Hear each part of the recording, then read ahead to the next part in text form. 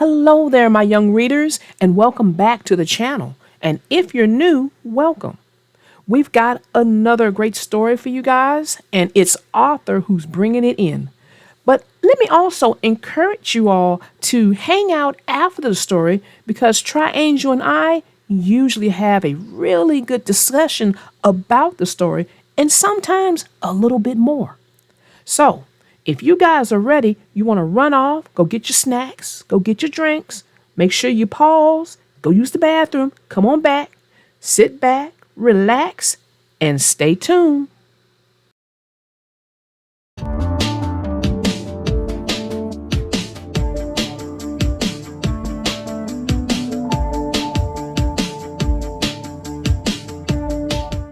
The name of this story is called Arthur's Lost Duckling by Mark Brown.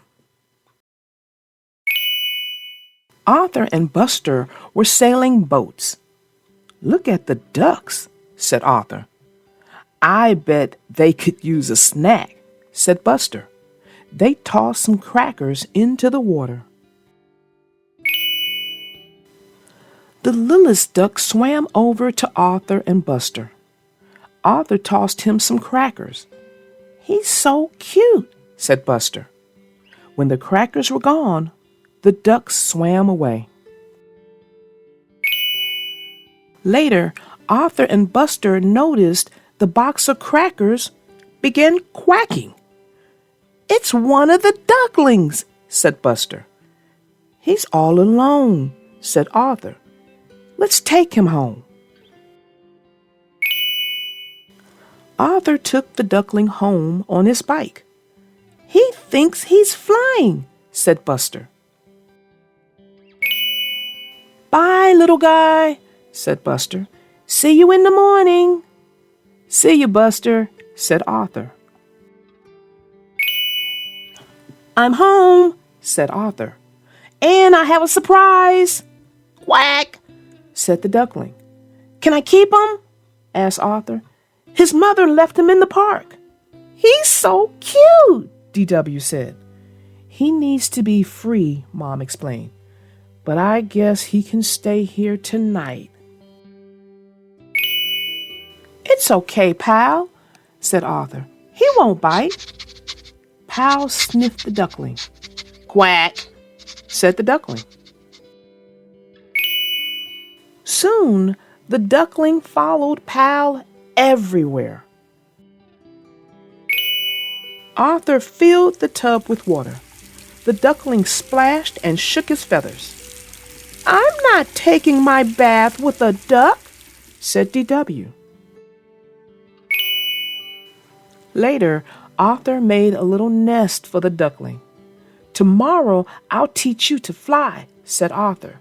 "Then Mom will see how happy you are here, and she'll let me keep you." "Dream on," said DW. Buster came over the next morning. "Time for a flying lesson," said Arthur. He and Buster ran around, jumping and flapping their arms. The duckling just watched. "He needs a good breakfast," said Buster, but the duckling didn't eat. "I think he's sad," DW said. "We need some advice from the brain," said Arthur. The brain arrived with his remote-control blimp. "He's gonna love this," said the brain. The blimp soared through the air. "Don't you want to fly like that?" said Arthur. But the duckling just looked at him. "I think he's homesick," said DW. "Let's look for his family at the lake," said Arthur. "How can he follow his family?" said Buster. "He can't fly." "I have an idea," said Arthur. They worked on Arthur's idea all day. Then Arthur's dad drove them to the lake. "What is it?" DW asked. "It's a glider," said Arthur. "It looks like a duck," said DW.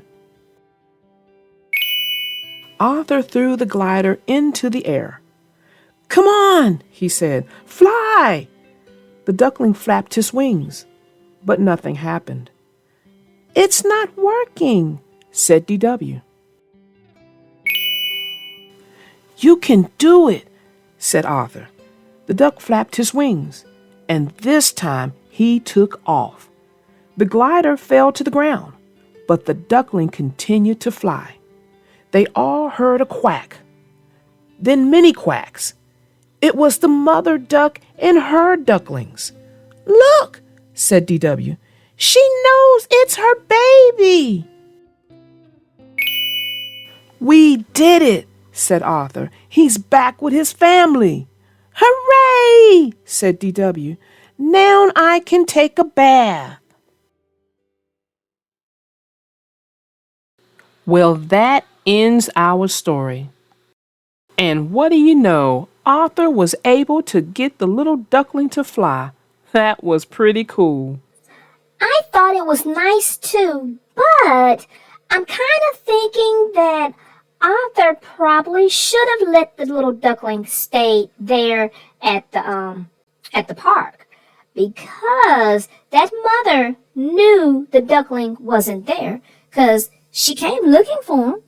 And as you can see at the very end of the story, when the duckling was finally able to take flight, what does the duckling run into? Mom and siblings. Well, I see your point where Arthur probably shouldn't have taken that little duckling from the park. But since he did, I will say he did a great job of taking care of the duckling. Well, I may sound like a meanie again, and I don't intend to, but when Arthur took the little duckling from the park, he had the responsibility of taking care of that little duckling once he did that. So what he did wasn't that it was, great or anything. He had to do that. And that's what anybody should do. If you take an animal from its natural habitat, be it a puppy, a kitten, or whatever, you now have the responsibility to take care of that animal, whatever it is. Well, I still say he did a good job, and he didn't slack on the job because he went so far as to try to teach the little duckling how to fly. Now, granted, that was an ambitious, goal, but he took it on.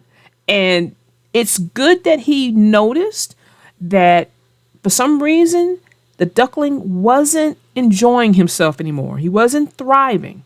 And basically what that means, he seemed depressed. And once he realized this, it, came to his attention, he realized he misses his family. What any baby would do, be it human or animal. And let's not forget, when this was all said and done, DW finally could get her bath without anybody in the tub or anyone in the bathroom. And let's admit it, that was important to DW. Well, I'd have to admit that would be important to me too. So I'm not mad at DW for that at all. Try, I have been meaning to ask you, the last video we did, you was having an issue with one of your neighbors. Can you tell me how that worked out? Girl, let me tell you, my neighbor, my brother had called and told me what he did, and then he went out and he borrowed this big blower. Well, let me tell you, when I got home, what I saw just made me so angry. Now, he doesn't just make me angry. He's done this to other neighbors. He's done different things to just make other neighbors mad. So what I did was, I decided I went and just kind of talked to the other neighbors and asked them how they felt about him and the different things that, he's done to them. And they all had horror stories about him. So I was able to round everybody up. And what we did was we took the leaves from everybody's yard that he has somehow, some way made angry with him for whatever reason. And we piled them all in his front and backyard. When he finally got out there the next morning actually, he was so covered up. He didn't know what to do, and I just gave him the look, and he knew the look. And basically, I haven't had any more problems with him. Well, I know the look. And if he knew the look, he knew better than to step to you about any more problems. And I'm sure you're probably not going to have any more problems with him. So, congratulations. Well, thank you, little darling. Well, we've come upon that time that I have got to bid you all a fond farewell, and I will see you all in the next video. Bye! Well, there goes Miss Triangel. I tell you guys, she is the most fun person that I have ever worked with. So I hope you guys enjoyed this story. Tri and I both enjoyed having fun with it. So until next time, my young readers, I am your little darling narrator out.